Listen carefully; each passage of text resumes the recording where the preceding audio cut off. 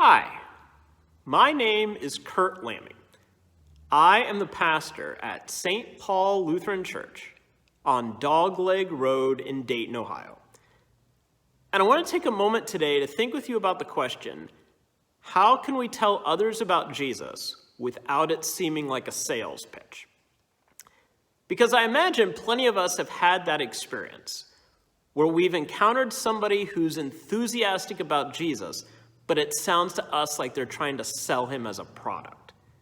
They want us to buy into him. It's like they're trying to meet a certain sales quota. Sometimes we hear about they're trying to win souls for Jesus. Even though their enthusiasm is great, we get turned off by their method. The enthusiasm, though, is a key part of it, though. That if you're not excited about something, somebody else isn't going to be excited about it either. So then how do we approach it? How can we share Jesus with others without it feeling like we're trying to sell them something? Well, instead of the metaphor of the salesperson, think of the metaphor of a news reporter. News reporters aren't trying to sell a product. Instead, they are sharing the news. They're telling about what's going on in the world. In our case, we're telling the good news of Jesus, both what he did in the world when he was alive here physically and what he's doing in the world now, things that we've seen and things that we've experienced in our own lives. For example, think about the people who have already shared Jesus with you.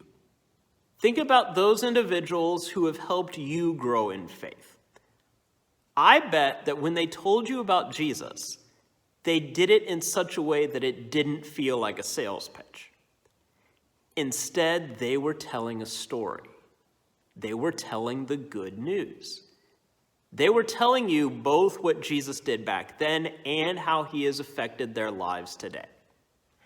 And they were enthusiastic about it. They showed why this mattered to them.